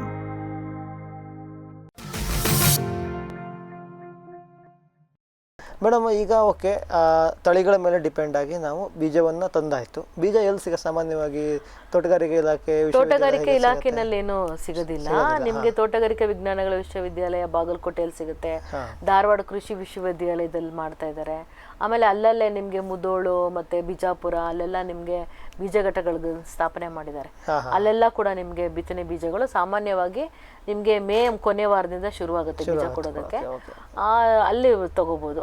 ನ್ಯಾಷನಲ್ ಸೀಡ್ ಕಾರ್ಪೊರೇಷನ್ ಅವರು ಮುಂಚೆ ಮಾಡ್ತಾ ಇದ್ರು, ಬಟ್ ಈಗ ನಿಲ್ಲಿಸಿದ್ದಾರೆ. ಮುಂದಿನ ವರ್ಷದಿಂದ ಅವ್ರದ್ದು ಪ್ಲಾನ್ ಇದೆ, ಮಾಡ್ಬೋದು. ಮತ್ತೆ NHRDF ಅವ್ರದ್ದು ಔಟ್ಲೆಟ್ ಇದೆ ಹುಬ್ಳಿ APMC ನಲ್ಲಿ. ಸೊ ಅಲ್ಲೂ ಕೂಡ ನಿಮ್ಗೆ ಸಿಗುತ್ತೆ. ಮತ್ತೆ ಪ್ರೈವೇಟ್ ಕಂಪ್ನಿಯವರು ಸಾಕಷ್ಟು ಮಾಡ್ತಾ ಇದ್ದಾರೆ. ಅದ್ರಲ್ಲಿ ಏನು ಅಂದ್ರೆ ನಿಮ್ಗೆ ಇನ್ನೂ ಅಂದ್ರೆ ಬೇರೆ ಬೆಳೆಗಳಲ್ಲಿ ಇಂಡಸ್ಟ್ರಿ ಮಾಡ್ತಾ ಇದ್ದಾರೆ. ಪಬ್ಲಿಕ್ ಇರ್ಬೋದು ಅಥವಾ ಪ್ರೈವೇಟ್ ಇಂಡಸ್ಟ್ರಿ ಇರ್ಬೋದು. ಆದ್ರೆ ಈರುಳ್ಳಿನಲ್ಲಿ ರೈತರು ಕೂಡ ಅಷ್ಟೇ ಪ್ರಮಾಣದ ಬೀಜೋತ್ಪಾದನೆನ ಮಾಡಿ ಮಾರ್ತಾ ಇದ್ದಾರೆ. ಯಾಕೆಂದ್ರೆ ಇವಾಗ್ಲೂ ಕೂಡ ಈರುಳ್ಳಿನಲ್ಲಿ ಅತಿ ಹೆಚ್ಚಾಗಿ ನಾವು ಬಳಕೆ ಮಾಡ್ತಾ ಇರೋದು ತಳಿಗಳನ್ನೇ ಹೊರತು ಹೈಬ್ರಿಡ್ ಬಳಕೆ ಮಾಡ್ತಾ ಇಲ್ಲ. ಹಾಗಾಗಿ ಏನ್ ಮಾಡ್ತಾರೆ, ರೈತರು ಚೆನ್ನಾಗಿ ಹೊಂದಿರೋ ತಳಿಗಳನ್ನ ಆಯ್ಕೆ ಮಾಡಿಕೊಂಡು ತಮಗೆ ಬೇಕಾಗಿರೋದು ಒಂದು ಎಕರೆ 2 ಎಕರೆನಲ್ಲಿ ಬೀಜೋತ್ಪಾದನೆಯನ್ನ ಮಾಡಿಕೊಂಡು ಅವರು ಕೂಡ ಮಾರಾಟ. ಅವ್ರದ್ದು ರೋಲ್ ತುಂಬಾ ಇದೆ ಇದು. ಯಾಕೆಂದ್ರೆ ಒಂದು ಉದಾಹರಣೆ ಹೇಳೋದಾದ್ರೆ, ಬಾಗಲಕೋಟೆ ಜಿಲ್ಲೆ ಒಂದರಲ್ಲಿ ನಿಮ್ಗೆ 70-80 ಸಾವಿರ ಎಕರೆ ಪ್ಲಾಂಟಿಂಗ್ ಆಗುತ್ತೆ. ನಾವು ತೋಟಗಾರಿಕಾ ಬಾಗಲಕೋಟೆ ವಿಶ್ವವಿದ್ಯಾಲಯ ನಾವು ಸುಮಾರು 6,000 kg ಮಾಡಿದ್ರು ನಿಮ್ಗೆ 3,000 ಎಕರೆ ಕವರೇಜ್ ಆಗುತ್ತೆ. ಧಾರವಾಡದವ್ರು 6,000 ಮಾಡಿದ್ರು ಅದು ಕೂಡ ಬರೀ 3,000 ಎಕರೆ ಕವರೇಜ್ ಆಗುತ್ತೆ. ನೀವು ಇಮ್ಯಾಜಿನ್ ಮಾಡ್ಕೋಬಹುದು ಎಷ್ಟು ಪ್ರಮಾಣದ ಬೀಜ ಬೇಕಿದೆ ಅಂತ. ಅದೆಲ್ಲ ಪೂರೈಕೆ ಆಗ್ತದೆ ಅಂತಂದ್ರೆ ರೈತರು ಕೂಡ ಸಾಕಷ್ಟು ಜನ ಮಾಡ್ಕೊಂಡು ಸೇಲ್ ಮಾಡ್ತಾರೆ. ಅವರು ಅವರು ಕೆಜಿ ತರ ಮಾರೋದಿಲ್ಲ, ಒಂದು ಸೇರು ಅಂತ. 1 ಎಕರೆಗೆ 4 ಸೇರು ಈ ತರ ಬೀಜವನ್ನ ಅವರು 4-6 ಸೇರು ಬೀಜವನ್ನ ಮಾರಾಟ ಮಾಡ್ತಾರೆ. ಮೇಡಮ್, ಈಗ ನಾವು ಬೀಜ ತಂದಾಯ್ತು ರೈತರ ಹತ್ರ ಅಥವಾ ಇದು ವಿಶ್ವವಿದ್ಯಾಲಯ ಹತ್ರ ತಂದ್ವಿ. ಅದಕ್ಕೆ ಭೂಮಿ ತಯಾರಿಯನ್ನು ಯಾವ ರೀತಿ ಮಾಡ್ಕೊಬೇಕು, ಯಾವಾಗ ಶುರು ಮಾಡಬೇಕು ಭೂಮಿ ತಯಾರಿನ? ನೀವು ಏಪ್ರಿಲ್ ಅಲ್ಲೇ ಮಾಡ್ಕೊಂಡಿರ್ಬೇಕು. ಏಪ್ರಿಲ್ ಮೇನಲ್ಲಿ ತುಂಬಾ ಬಿಸಿಲಿರುತ್ತೆ. ಇತ್ತೀಚೆಗೆ ಏನಾಗ್ತಿದೆ, ಗೆಡ್ಡೆ ನೊಣಗಳು ಹೆಚ್ಚಾಗಿ ಈರುಳ್ಳಿಗೆ ಕಾಣಿಸ್ಕೊಳ್ತಾ ಇದೆ. ಗೆಡ್ಡೆ ನೊಣ ಇರ್ಬೋದು ಅಥವಾ ಗೊಬ್ಬರದ ಹುಳಗಳು ಹೆಚ್ಚಾಗಿ ಕಾಣಿಸ್ಕೊಳ್ತಾ ಇದೆ. ಅದು ಬರಬಾರ್ದು ಅಂತ ಹೇಳಿದ್ರೆ ನಾವು ಮಾರ್ಚ್ ತಿಂಗಳದು ಏಪ್ರಿಲ್ ಮೇನಲ್ಲಿ ಸ್ವಲ್ಪ ಚೆನ್ನಾಗಿ ಅದನ್ನ ನೆಲವನ್ನ ಉತ್ತು ಬಿಸಿಲಿಗೆ ಸ್ವಲ್ಪ ಬಿಡಬೇಕು. ಬಿಸಿಲಿಗೆ ಕಾದಾಗ ಏನಾಗುತ್ತೆ, ಸ್ವಲ್ಪ ಒಳಗಡೆ ಇರುವಂಥ ಅದರಲ್ಲೂ ಹುಳಗಳು ಏನಿದೆ ಅವೆಲ್ಲ ಸಾಯ್ತವೆ. ಅದಾದಮೇಲೆ ಮಳೆ ಬಂದಮೇಲೆ ಒಂದ್ಸರಿ ನೀವು ಹರವ್ಕೊಂಡು ನೀವು ಬಿತ್ತನೆ ಅದರಲ್ಲೂ ನಾವೇನು ಹೇಳಿ ಪ್ರತಿ ಸಾರಿ ನಾವು ಹೇಳ್ತಾನೆ ಇರ್ತೀವಿ, 1 ಎಕರೆಗೆ 10 ಟನ್ ಗೊಬ್ಬರ, ತಿಪ್ಪೆ ಗೊಬ್ಬರ ಅಥವಾ ಸಗಣಿ ಗೊಬ್ಬರ ಅಥವಾ ಸಾವಯವ ಗೊಬ್ಬರವನ್ನು ಖಂಡಿತವಾಗಿ ಹಾಕಲೇಬೇಕು. ನಮ್ಗೆ ಇಳುವರಿ ಚೆನ್ನಾಗಿ ಬರಬೇಕು, ರೋಗ ಬರಬಾರ್ದು ಅಂತ ಹೇಳಿದ್ರೆ ಸಗಣಿ ಗೊಬ್ಬರದ ಜೊತೆ ಒಂದು ಟನ್ನಿಗೆ at least 10 kg trichoderma, 10 kg pseudomonas ಆದರೂ ನಾವು ಮಿಕ್ಸ್ ಮಾಡಿ ಅದನ್ನು ಮಿಶ್ರಣ ಮಾಡಿ ಬಿತ್ತನೆ ಮಾಡಿದ್ರೆ ಮುಂದೆ ಬರುವಂಥ ಗೆಡ್ಡೆ ಕೊಳೆ ರೋಗ ಇರ್ಬೋದು ಅಥವಾ ನೇರಳೆ ಮಚ್ಚೆ ರೋಗ ಮತ್ತು ತ್ರಿಪ್ಸ್ ಏನು ನುಸಿ ಹುಳ ಅವನ್ನೆಲ್ಲ ನಾವು ಕಡಿಮೆ ಮಾಡ್ಕೊಬೋದು. ಮೇಡಮ್, ಇದು ಬಿತ್ತನೆ ಬೀಜ ಮಾಡ್ತೀವಿ, 1 ಎಕರೆಗೆ ಎಷ್ಟು ಬೇಕಾಗುತ್ತೆ? ಹೆಂಗೆ 1 ಎಕರೆಗೆ ಇದು ಶಿಫಾರಸ್ ಇರೋದು 2 kg ಅಂತ ಹೇಳಿ 2 kgನೇ ಶಿಫಾರಸ್ ಮಾಡಿರೋದು. ಅದರಲ್ಲಿ ಅಂದರೆ 70% ಕನಿಷ್ಠ 70% ಮೊಳಕೆ ಪ್ರಮಾಣ ಇದೆ ಅಂತಂದರೆ ನಮಗೆ 2 kg ಬೀಜನ ಸಾಕಾಗುತ್ತೆ. 70% ಮೊಳಕೆ ಪ್ರಮಾಣ ಇದ್ದರೆ ನಮಗೆ 2 kg ಬೀಜದಲ್ಲಿ ಸುಮಾರು 1,60,000 ಸಸಿಗಳು ಸಿಗುತ್ತೆ. ಇದು ನಮ್ಗೆ ಸುಲಭವಾಗಿ ನಾವೆಲ್ಲ ಕ್ಯಾಲ್ಕುಲೇಟ್ ಮಾಡ್ಬಿಡ್ಬೋದು. ಯಾಕಂದ್ರೆ ಒಂದು ಗಿಡಕ್ಕೆ ಒಂದೇ ಗಿಡ ಹೆಚ್ಚಿಗೆ ಏನು ಬರೋದಿಲ್ಲ. ಅದೇ ಗಿಡಗಳ ಸಂಖ್ಯೆ ಹೆಚ್ಚಿಗೆ ಇದ್ದಷ್ಟು ನಿಮ್ಗೆ ಗೆಡ್ಡೆಗಳು ಬರುತ್ತೆ. ಸೊ ಹಾಗಾಗಿ ಏನಾಗುತ್ತೆ, ನಾವು ಇವಾಗ ನಾವು ವಿಶ್ವವಿದ್ಯಾಲಯದಿಂದ ತರೋದಾದ್ರೆ ಸಾಮಾನ್ಯವಾಗಿ ಏನಾಗುತ್ತೆ, ಇದ್ರ ಫ್ರೆಶ್ ಬೀಜಗಳು, ಹಳೆ ಬೀಜಗಳು ಯೂಶಲಿ ಬರೋದಿಲ್ಲ. ಅಂದರೆ ನಮ್ಮ ಮೇನಲ್ಲಿ ಕಟಾವ್ ಆಗಿರೋದು ನಿಮಗೆ ಜೂನಲ್ಲಿ ನಿಮ್ಮ ಪ್ಲಾಂಟಿಂಗ್ ಸಿಕ್ಬಿಡುತ್ತೆ. ಹಂಗಾಗಿ ನಿಮಗೆ ಸುಮಾರು ಒಂದು 93-94% ಮೊಳಕೆ ಇರುವಂಥ ಬೀಜಗಳನ್ನೇ ವಿಶ್ವವಿದ್ಯಾಲಯದಿಂದ ಅಥವಾ ಸಂಶೋಧನಾ ಕೇಂದ್ರಗಳಿಂದ ನಾವು ಕೊಡ್ತಾ ಇರ್ತೀವಿ. ಯಾಕಂದರೆ ಕ್ಲೀನ್ ಮಾಡಿ ಗ್ರೇಡಿಂಗ್ ಮಾಡ್ತೀವಿ ನಾವು. ರೈತರು ಏನು ಮಾಡ್ತಾರೆ, ಕ್ಲೀನ್ ಮಾಡ್ತಾರೆ ಅಷ್ಟೇ, ಗ್ರೇಡಿಂಗ್ ಮಾಡಲ್ಲ. ರೈತರಿಂದಲೇ ನೀವು ಬೀಜ ತೊಗೊಂಡ್ರೆ ಅವ್ರು ಕ್ಲೀನ್ ಮಾಡಿರ್ತಾರೆ, ಗ್ರೇಡಿಂಗ್ ಮಾಡಲ್ಲ. ನಮಗೆ ಸುಮಾರು ಟೆಸ್ಟಿಂಗ್ ಸ್ಯಾಂಪಲ್ಗೆ ಬರ್ತಾರೆ, ಸ್ಯಾಂಪಲ್ನ ನಮಗೆ ಟೆಸ್ಟಿಂಗ್ ಕೊಡ್ತಾರೆ ರೈತರು. ಅವ್ರು ನಾವು ಪರೀಕ್ಷೆ ಮಾಡಿದ್ವಿ, ಸುಮಾರು 86-87 ಇರುತ್ತೆ, 90 ರೀಚ್ ಆಗಿರಲ್ಲ. ಅದೇ ನಮ್ಮದು ವಿಶ್ವವಿದ್ಯಾಲಯದ 90 ಮೇಲಿರುತ್ತೆ. 90 ಮೇಲೆ ಬೀಜ ಮೊಳಕೆ ಪ್ರಮಾಣ ಇರೋದ್ರಿಂದ ನಿಮ್ಗೆ ಅದ್ರ ಸುಮಾರು 2 ಲಕ್ಷಕ್ಕಿಂತ ಹೆಚ್ಚಿಗೆ ಬೀಜಗಳಿರುತ್ತೆ 2 kg-ನಲ್ಲಿ. ಅಂದರೆ ಅಷ್ಟು ಪ್ರಮಾಣದ ಬೀಜವನ್ನು ನಾವು ಗಿಡಕ್ಕೆ ಹಾಕ್ತಾ ಇರೋದ್ರೆ ಅಂತರ, ಅಂದರೆ ನಾವೇನು ಹೇಳ್ತೀವಿ, ಗಿಡಗಳ ಅಂತರ ಚೆನ್ನಾಗಿದ್ರೆ ಮಾತ್ರ ನಿಮ್ಗೆ ಗಿಡಗಳು ಬರುತ್ತೆ. ಅಂತರ ಅಂದ್ರೆ ಹೆಂಗ್ ಕೊಡ್ಬೇಕು ಮೇಡಮ್? ಸಾಮಾನ್ಯವಾಗಿ ರೈತರು ಬಹಳಷ್ಟು ಕಡೆ ನೋಡಿದೀವಿ, ಹೌದು, ಅದಕ್ಕೆ ತೆಳುವಾಗಿ ಎರಚಬೇಕು ಅಂತ ಹೇಳ್ತೀವಿ ನಾವು. ಅಂದ್ರೆ ಕೆಲವರು ಹೇಳ್ತಾರೆ, ಅಂದ್ರೆ ಬರೀ ಬೀಜನ ನಾವು ಎರಚಿದ್ರೆ ಅದು ಮೇಂಟೈನ್ ಆಗಲ್ಲ. ಅದ್ರ ನೀವು ಒಂದು 2 kg ಬೀಜ ತಗೊಂಡ್ರೆ 1 kg ಮರಳಾದ್ರೂ ಮಿಕ್ಸ್ ಮಾಡ್ಕೊಂಡ್ರೆ ನಿಮ್ಗೆ ಎರಚುವಾಗ ಅದು ನಿಮ್ಗೆ ಕೈಗೆ ಬಲ್ಕಿಯಾಗಿ ಸಿಕ್ಕತ್ತೆ. ಅವಾಗ ನಾವು ಮೇಂಟೈನ್ ಮಾಡ್ಕೋಬಹುದು. ಕೆಲವ್ರು ಏನ್ ಮಾಡ್ತಾರೆ, ಬೀಜನ ಎರಚ್ಬಿಟ್ಟು ಮುಳ್ಳು ಗಿಡನ ಎಳಿತಾರೆ, ಅದನ್ನು ಮುಚ್ಕೊಳ್ಳುತ್ತೆ. ಕೆಲವರು ತೆಳುವಾಗಿ ಅದನ್ನ ಹರವುತ್ತಾರೆ, ಆರೋಸ್ ಹೊಡಿತಾರೆ, ಅದು ಸ್ವಲ್ಪ ಮಣ್ಣು ಒಳಗಡೆ ಹೊಡಿತಾರೆ. ಕೆಲವರು ಪಾತಿ ಮಾಡ್ತಾರೆ. ಪಾತಿ ಅಂದ್ರೇನು ಕಟ್ಟದೆಲ್ಲ ಏನಿಲ್ಲ, ಒಂದು ಅಷ್ಟು ದೂರಕ್ಕೆ ಮಾರ್ಕ್ ಮಾಡ್ಕೊಂಡು ಅಷ್ಟೊತ್ತಿಗೆ ಬೆಡ್ ತರ ಚೆಲ್ತಾರೆ. ಬೆಡ್ಡಲ್ಲಿ ಹೆಂಗೆ ಎರಚ್ತೀವಲ್ಲ ಆ ತರ ಕೂಡ ಚೆಲ್ಬಿಟ್ಟು ಮಾಡ್ತಾರೆ. ಸೊ ಹಾಗಾಗಿ ನೀವೇನಾದ್ರು ವಿಶ್ವವಿದ್ಯಾಲಯದಿಂದ ತಂದ್ರೆ ಅಥವಾ ಟೆಸ್ಟೆಡ್ ಸೀಡ್ ತಂದ್ರೆ ನೀವು 2 kg ಬೀಜನೇ ಹಾಕಿದ್ದೆ. 2 kg ಬೀಜ ಬೇಕಾದಷ್ಟು, ಅಂದ್ರೆ ವೇಸ್ಟ್ ಮಾಡಬಾರ್ದು. ಅಂದ್ರೆ ಇವಾಗ ಇನ್ನೊಂದು 5 ಎಕರೆಗೆ ಆಗ್ತಾ ಇರೋ ಬೀಜವನ್ನ ನಾವು 3 ಎಕರೆಗೆ ಹಾಕ್ತಾ ಇದೀವಿ. ಅಂದ್ರೆ 2 ಏರಿಯಾ ಕಡಿಮೆ ಆಯ್ತಲ್ಲಿ, 2 ಎಕರೆ. ಹಾಗಾಗಿ ಅದ್ರ ಬದಲು ನೀವು ಆತರ ಮಾಡ್ಕೊಳ್ಳಿ. ಗಿಡ ಸಂಖ್ಯೆ ಜಾಸ್ತಿ ಆದ್ರೆ ಮುಂದೆ ಇಳುವರಿ ಭಾರಿ ಹೊಡೆತ. ಹೌದು. ಆಮೇಲೆ ಇನ್ನೊಂದೇನು ಅಂದ್ರೆ, ನೀವು ರೈತರಿಂದ ತಗೊಂಬಂದಿದ್ದೀರಾ ಅಂದ್ರೆ ದಯವಿಟ್ಟು ಒಂದು ಮೊಳಕೆ ಪರೀಕ್ಷೆನ ನೀವೇ ಮನೇಲಿ ಮಾಡ್ಕೊಳ್ಳಿ ಅಂತ ನಾವು ಹೇಳ್ತೀವಿ. ಏನು ಇದಕ್ಕೆಲ್ಲ ಏನು ಅಂತ ಬಹಳ ಸುಲಭವಾಗಿ ಮಾಡ್ಬೋದು. ನಿಮ್ಮಲ್ಲಿ ಯಾವ್ದಾರ ಒಂದು ಮುರಿದೋಗಿರೋ ತಟ್ಟೆ ತಗೊಳ್ಳಿ, ಅದಕ್ಕೆ ಮರಳು ಹಾಕಬೇಕು. ಉಸುಕು ಅಂತ ಹೇಳ್ತೀವಿ, ಮರಳು ಹಾಕಿ 1-2 ಇಂಚು ಮರಳು ಹಾಕ್ಬಿಟ್ಟು 100 ಬೀಜ ಎಣಿಸ್ಕೊಂಡು ಚೆನ್ನಾಗಿರೋದನ್ನ ಮಾತ್ರ ಆಯ್ಕೆ ಮಾಡ್ಕೋಬಾರ್ದು. ಸುಮ್ಮನೆ ಕೈಯಲ್ಲಿ ಒಂದಷ್ಟು ಬೀಜ ತಗೊಂಡು 100 ಬೀಜ ಎಣಿಸ್ಕೊಂಡು ಅದನ್ನ 10 ಸಾಲು ಹೊಡೆದ್ರೆ 10 ಬೀಜ ಹಾಕಿದ್ರೆ ನಿಮ್ಗೆ ಒಂದು 7ನೇ ದಿವಸಕ್ಕೆ ಮೊಳಕೆ ಸ್ಟಾರ್ಟ್ ಆಗುತ್ತೆ. 12ನೇ ದಿವಸಕ್ಕೆಲ್ಲ ಗೊತ್ತಾಗೋಗುತ್ತೆ ಎಷ್ಟು ಮೊಳಕೆ ಪ್ರಮಾಣ ಇದೆ. ಅದನ್ನ ನೋಡ್ಕೊಂಡು ನೀವು ಸ್ವಲ್ಪ ಕಡಿಮೆ ಮೊಳಕೆ ಪ್ರಮಾಣ ಇದ್ರೆ ಜಾಸ್ತಿ ಹಾಕಿ. ಈಗ ನೀವು ಹೇಳಿದ್ರೆ 70 ಮಿನಿಮಮ್ ಇರಲೇಬೇಕು ಅಂತ. 70 ಭಾರತೀಯ ಬೀಜ ಕಾಯ್ದೆ ಪ್ರಕಾರ ನೀವು ಬೀಜ ಅಂತ ಮಾರಾಟ ಮಾಡ್ಬೇಕಾದ್ರೆ ಕನಿಷ್ಠ 70% ಇರಬೇಕು. 70ರಿಂದ 96 ಇರುತ್ತೆ. ಮೇಡಮ್, ಈಗ 70 ಬೀಜ ಮೊಳಕೆ ಬಂತು ಅಂದ್ರೆ ಅವಾಗ ಎಷ್ಟು ಹಾಕ್ಬೇಕು ರೈತರು? 2 kg.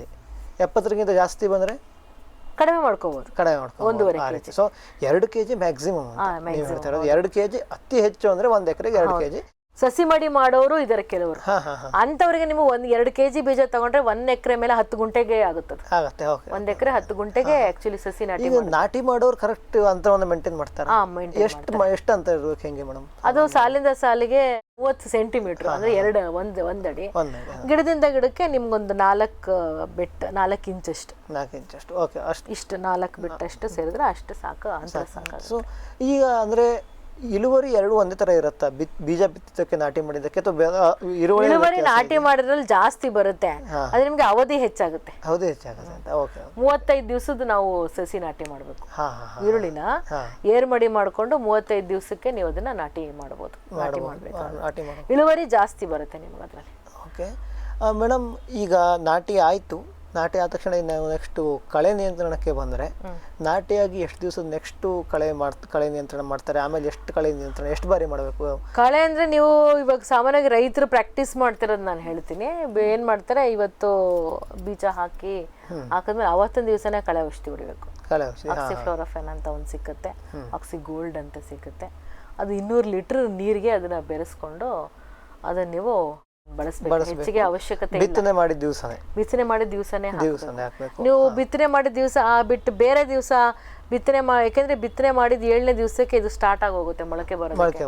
ಒನ್ಸ್ ಅದು ಪ್ರೋಸೆಸ್ ಸ್ಟಾರ್ಟ್ ಆದ್ರೆ ಈರುಳ್ಳಿ ಸಸಿ ಮೇಲೂ ಅದು ಹಾನಿ ಮಾಡುತ್ತೆ. ಹಂಗಾಗಿ ಈರುಳ್ಳಿ ಬಿತ್ತನೆ ಮಾಡಿದ ದಿವಸನೇ ಹೊಡಿಬೇಕು, ದಿವಸನೇ ಹೊಡಿಬೇಕು. ಆಮೇಲೆ ಅದಾದ್ಮೇಲೆ 30 ದಿವಸಕ್ಕೊಂಬರಿ 30 ದಿವಸಕ್ಕೊಂದ್ಸರಿ ನೀವು ಕೈ ಕಳೆ ತೆಗಿಬೇಕು. ಕೈ ಕಳೆ ತೆಗಿಬೇಕಾಗುತ್ತೆ. ಕೈ ಕಳೆ ತೆಗೆದ ಮೇಲೆ ನೀವು ಗೊಬ್ಬರ ಕೊಡಬೇಕು. ನಾನು ಆಗ್ಲೇ ಹೇಳಿದ್ನಲ್ಲ, ಬಿತ್ತನೆ ಮಾಡುವಾಗ ನೀವು ಕಂಪಲ್ಸರಿ ಕಡ್ಡಾಯವಾಗಿ 10 ಟನ್ನು 1 ಎಕರೆಗೆ ಸಾವಯವ ಗೊಬ್ಬರ ಕೊಡಬೇಕು. ಅದ್ರ ಜೊತೆಗೆ ನೀವು 10-26-26 ಕೊಡಬೇಕು. 10-26-26 1 ಎಕರೆಗೆ ಒಂದು ಮೂಟೆ, ಒಂದು 45 kg ಒಂದು ಬ್ಯಾಗ್ ಬರುತ್ತೆ, ಅದನ್ನ ನೀವು 1 ಮೂಟೆ ಎರಚಬೇಕು. ಅದಾದ್ಮೇಲೆ ಅದು ಎಷ್ಟು ದಿವಸ, 1 ತಿಂಗಳಾದ್ಮೇಲೆ ಅಲ್ಲ, ಅವಾಗ್ಲೇನೆ ಬಿತ್ತನೆ ಮಾಡಿದ ದಿವಸ. ಯಾಕಂದ್ರೆ ಇದು 7-8 ದಿವಸಕ್ಕೆ ನಮ್ಗೆ ಮೊಳಕೆ ಬಂದು ಬೇರ್ ಬಿಟ್ಬಿಡುತ್ತೆ. ಆಮೇಲೆ 30ನೇ ದಿವಸಕ್ಕೆ ನೀವು ಒಂದ್ಸರಿ ಕಳೆ ತೆಗೆದ್ಮೇಲೆ ಅವಾಗ ಒಂದ್ಸರಿ 10-26-26 ಕೊಡಿ. ಆಮೇಲೆ ವೆಜಿಟೇಬಲ್ ಸ್ಪೆಷಲ್ ಅಂತ ಸಿಗುತ್ತೆ 90ನೇ ದಿವಸಕ್ಕೆ. ಅಥವಾ ನಿಮ್ಗೆ ಬೆಳೆ, ಇವಾಗ ನೀವು ನಾನು ಆಗ್ಲೇ ಹೇಳಿದ್ರೆ ಕೆಲವೊಂದು ತಳಿಗಳು 95 ದಿವಸಕ್ಕೆ ಕಟಾವಾಗುತ್ತೆ. ಅಂತದಕ್ಕೆ ನೀವು 30-60 ದಿವಸ ಕೊಡ್ಬೇಕು. 60ನೇ ದಿವಸಕ್ಕೆ ಒಂದು ವೆಜಿಟೇಬಲ್ ಸ್ಪೆಷಲ್ ಅಂತ ಒಂದು ಸಿಗುತ್ತೆ, ಅಂದ್ರೆ ಮೈಕ್ರೋ ನ್ಯೂಟ್ರಿಯೆಂಟ್ ಸ್ಪ್ರೇ. ಅದನ್ನ ಸಿಂಪಡಿಸೋದು. ಅದು ನಿಮ್ಗೆ 1 ಎಕರೆಗೆ 1 kg, ಅಂದ್ರೆ 1 ಲೀಟರ್ ನೀರಿಗೆ 5 ಗ್ರಾಮ್ ತರ ಮಿಕ್ಸ್ ಮಾಡ್ಕೊಂಡು ಅದನ್ನ ಸ್ಪ್ರೇ ಮಾಡಬಹುದು. ಅಥವಾ ಸ್ಪ್ರಿಂಕ್ಲರ್ ಒಟ್ಟಲ್ಲಿ ಸ್ಪ್ರೇ ಮಾಡ್ಬೇಕು. ಅದು 95 ದಿವಸದ ಬೆಳೆಗಾಯ್ತು. ನಿಮ್ಗೆ 120 ದಿವಸಕ್ಕಿದ್ರೆ 60 + 90 2 ಸಾರಿ ನೀವು ವೆಜಿಟೇಬಲ್ ಸ್ಪ್ರೇ ವೆಜಿಟೇಬಲ್ ಸ್ಪೆಷಲ್ ಅಂತಾನೆ ಸಿಗುತ್ತೆ. ತರಕಾರಿಗೆ ಅಂತಾನೆ ಮಾಡಿದ್ದಾರೆ, IHR ಅಲ್ಲಿ ಸಿಗುತ್ತೆ, ತೋಟಗಾರಿಕಾ ಸಂಶೋಧನಾ ಕೇಂದ್ರ ಹೆಸರುಘಟ್ಟದಲ್ಲಿ ಮಾಡಿದ್ದಾರೆ. ಅದಂತ ಬೇರೆ ಬೇರೆಗಳನ್ನು ಸಿಕ್ಕುತ್ತೆ ಇವಾಗ. ಅದನ್ನ ನೀವು ಅದೇನು ಹೆಚ್ಚಿಗೆ ಕಾಸ್ಟ್ ಇಲ್ಲ, 200 ರೂಪಾಯಿ ಆಗುತ್ತೆ, ಒಂದು 200 rupees 1 kgಗೆ. ಅದನ್ನ ಬಳಸಬೇಕು. ಒಂದೇ ಬಾರಿ 10-26 ಕೊಡೋದು 2 ಬಾರಿ, ಅಂದ್ರೆ ಫಸ್ಟ್ ಬಿತ್ತನೆ ಮಾಡಿದ ದಿವಸ, ಆಮೇಲೆ 30 ದಿವಸ ಆದ್ಮೇಲೆ ಮತ್ತೆ ಗೊಬ್ಬರ ಕೊಡ್ತಾರೆ. ಆಮೇಲೆ ಇವಾಗ ಇದು ಸಲ್ಫರ್ ಜಾಸ್ತಿ ಬೇಕಿದ್ದಕ್ಕೆ. ಸಲ್ಫರ್ ಜಾಸ್ತಿ, ಸಲ್ಫರ್ ಇರುವಂತಹ ಸಾರಜನಕ ಗೊಬ್ಬರಗಳನ್ನ ಕೊಟ್ರೆ ಕ್ಯಾನ್ ಕೊಡ್ಬೋದು, ಅಮೋನಿಯಂ ಸಲ್ಫೇಟ್ ಕೊಡ್ಬೋದು. ಅದನ್ನ ಹೆಚ್ಚಿಗೆ ದಯವಿಟ್ಟು ಇವಾಗ DAP ಕೊಡೋದನ್ನ ದಯವಿಟ್ಟು ಕಡಿಮೆ ಮಾಡಿ. ಯಾಕೆಂದ್ರೆ ಅದರಲ್ಲಿ ನಿಮ್ಗೆ ಎಷ್ಟೊಂದು ಪೋಷಕಾಂಶಗಳು ಇರೋದಿಲ್ಲ DAP ನಲ್ಲಿ. ಸೊ ಅದ್ರ ಬದಲು ನೀವು ಈ ತರ ಕಾಂಪ್ಲೆಕ್ಸ್ 10-26-26 17-19-19 ಕ್ಯಾನ್ ಅಮೋನಿಯಂ ಸಲ್ಫೇಟ್ ಈ ತರದಲ್ಲಿ ನೀವು ಕೊಟ್ಟಿದ್ದಾದ್ರೆ ಅದಕ್ಕೆ ನಿಮ್ಗೆ ಇಳುವರಿ ಚೆನ್ನಾಗಿ ಬರುತ್ತೆ. ಆಮೇಲೆ ಗೆಡ್ಡೆ ಬಣ್ಣ ಬರಬೇಕು. ನಿಮ್ಗೆ ಲೈಟ್ ರೆಡ್ ಇದ್ರೆ ನಿಮ್ಗೆ ಅಷ್ಟು ಬೆಲೆ ಸಿಕ್ಕಲ್ಲ, ಕಡಿಮೆ ಕೊಡ್ತಾರೆ ದುಡ್ಡು ಮಾರ್ಕೆಟಲ್ಲಿ. ಸೊ ಹಂಗಾಗಿ ಬಣ್ಣ ಬರಬೇಕು ಅಂದ್ರೆ ಪೊಟ್ಯಾಶ್ ಕೊಡಬೇಕು. ಮತ್ತೆ ನಾನು ಆಗ್ಲೇ ಹೇಳಿದ್ನಲ್ಲ, 1-2 ಸಾರಿ ನೀವು ವೆಜಿಟೇಬಲ್ ಸ್ಪೆಷಲ್ ಸಿಂಪಡಣೆ ಮಾಡಬೇಕು. ಪೊಟ್ಯಾಶ್ ಬಹಳ ರೋಲ್ ಇದೆ ಇದರಲ್ಲಿ. ಸೊ ಹಂಗಾಗಿ ಪೊಟ್ಯಾಶ್ನ ನೀವು ಬಳಕೆ ಮಾಡಬೇಕು. ಅದು ಯಾವಾಗ ಅಂದ್ರೆ ಎಷ್ಟು ದಿವಸಕ್ಕೊಮ್ಮೆ ಕೊಡಬೇಕು, ಹೆಂಗೆ ಮೇಡಮ್? ಅದು ಹೇಳಿದ್ನಲ್ಲ, 90 ದಿವಸದ ಬೆಳೆ ಆದ್ರೆ 60 ದಿವಸಕ್ಕೆ ಕೊಡಬೇಕು, 120 ದಿವಸಕ್ಕಾದ್ರೆ 90 ದಿವಸಕ್ಕೆ ಕೊಡ್ಬೇಕಾಗುತ್ತೆ.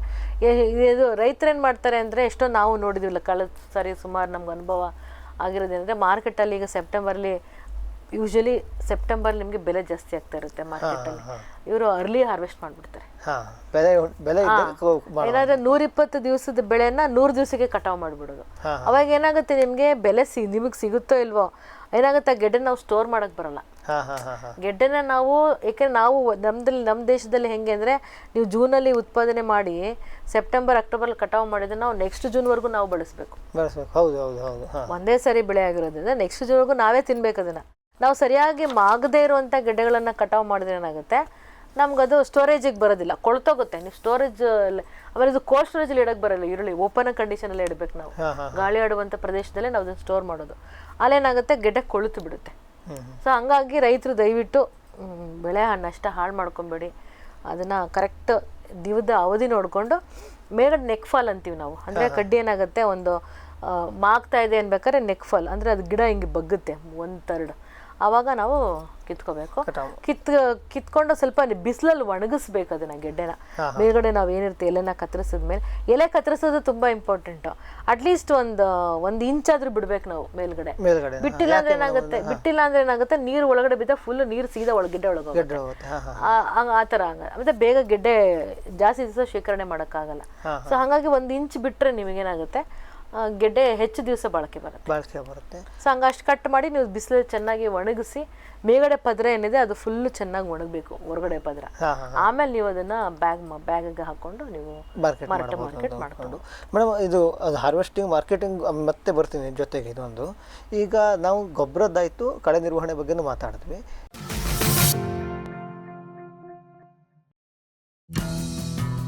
ಜೈನ್ಸ್ ಜಗತ್ತಿನ ಅತಿದೊಡ್ಡ ಅಂಗಾಂಶ ಕೃಷಿ ಪ್ರಯೋಗಾಲಯ ಹಾಗೂ ಟಿಸಿ ಗಿಡಗಳ ಉತ್ಪಾದಕರು. ಸಮೃದ್ಧ ಇಳುವರಿಗೆ ಜೈನ್ ಜೀನೇನ್, ಯಾಲಕ್ಕಿ, ನೇಂದ್ರನ್ ಹಾಗೂ ಕೆಂಪು ಬಾಳೆ ಸಸಿಗಳು, ದಾಳಿಂಬೆ, ಭಗವತಳಿಯ ರೋಗಮುಕ್ತ ಸಸಿಗಳು, ಲಕ್ನೋ 49 ಪೇರಳೆ, ಸ್ಟ್ರಾಬೆರಿ ಇತ್ಯಾದಿ ಗಿಡಗಳು ಯೋಗ್ಯ ಬೆಲೆಯಲ್ಲಿ. ಅಂಗಾಂಶ ಕೃಷಿಯ ಜಾಗತಿಕ ಬ್ರ್ಯಾಂಡ್ ಜೈನ್. ಗ್ರೀನ್ ಪ್ಲಾಸ್ಟ್ ISI ಪ್ರಮಾಣೀಕೃತ ಪರಿಶುದ್ಧ HDPE ಜಿಯೋ ಮೆಂಬ್ರೇನ್ ಪಾಂಡ್ ಲೈನರ್ಗಳು ಕೃಷಿ ಹೊಂಡ, ಕೆರೆ, ಕಾಲುವೆ, ಮೀನುಕೊಳ, ಸ್ಪಿರುಲಿನಾ ಹೊಂಡಗಳಿಗೆ ಬೇಕಾದ ಆಕಾರ ಮತ್ತು ವಿಸ್ತೀರ್ಣಗಳಲ್ಲಿ ಸರ್ಕಾರದ ಸಬ್ಸಿಡಿ ಯೋಜನೆಯಡಿ ಲಭ್ಯ. 100% ಪುನರ್ಬಳಕೆ, ಯುವಿ ಮತ್ತು ಒಡಕು ನಿರೋಧಕ, ಪಕ್ಕಾ ಜೋಡಣೆ, 5 ವರ್ಷಗಳ ಲಿಖಿತ warranty. Green Plast. Megha Solar Energy Solutions ಸುಲಭ ಲಭ್ಯ, ಕೈಗೆಟುಕುವ, ಸ್ವತಂತ್ರ, ಸುಸ್ಥಿರ ಭವಿಷ್ಯದ ಗ್ರೀನ್ ಎನರ್ಜಿ ಉಪಾಯ. ನಿರಂತರ ಉಚಿತ ನೀರಾವರಿಗೆ Megha solar pump set, roof top solar, solar CC camera ಮತ್ತು ಸೋಲಾರ್ ಬೀದಿ ದೀಪಗಳು, ಡ್ರಿಪ್, ಸ್ಪ್ರಿಂಕ್ಲರ್, ಇರಿಗೇಷನ್ ಮತ್ತು ಫರ್ಟಿಗೇಷನ್ ಆಟೋಮೇಷನ್, ತೋಟಗಾರಿಕೆ, ಕ್ರೆಡಲ್ ಹಾಗೂ ಸೂರ್ಯಘರ್ ಸಬ್ಸಿಡಿ ಯೋಜನೆಯಡಿ ಅಂಗೀಕೃತ. ಮೇಘಾ ಆಗ್ರೋಟೆಕ್. ಸಮೃದ್ಧ ಸಾವಯವ ಗೊಬ್ಬರ, MSGP ಮತ್ತು KCDC ಉತ್ಪಾದನೆ, ಫಾರ್ಮ್ ಟಿವಿಯಿಂದ ಸರಬರಾಜು. ಅತಿ ಕಡಿಮೆ ಬೆಲೆಗೆ ಅತ್ಯುತ್ತಮ ಗೊಬ್ಬರ. ಇಲ್ಲ ಭಾರಲೋಹ, ಕೃಷಿ ವಿಶ್ವವಿದ್ಯಾಲಯದಿಂದ ಪರೀಕ್ಷಿತ. ಸಾವಯವ ಇಂಗಾಲ, NPK, PH, EC ಎಲ್ಲ ನಿಗದಿತ ಮಿತಿಯಲ್ಲಿ. ಅಡಿಕೆ, ತೆಂಗು, ಬಾಳೆ, ಕಾಫಿ, ದಾಳಿಂಬೆ, ದ್ರಾಕ್ಷಿ, ಕಬ್ಬು, ಭತ್ತ, ಜೋಳ, ಹತ್ತಿ ಹೀಗೆ ಎಲ್ಲಾ ಬೆಳೆಗಳಿಗೂ ಪ್ರಶಸ್ತ. ಜೀವಂತ ಮಣ್ಣು, ಸಮೃದ್ಧ ಬೆಳೆ, ಅತ್ಯಧಿಕ ಲಾಭಕ್ಕೆ ಬಳಸಿ ಸಿಟಿ ಕಾಂಪೋಸ್ಟ್.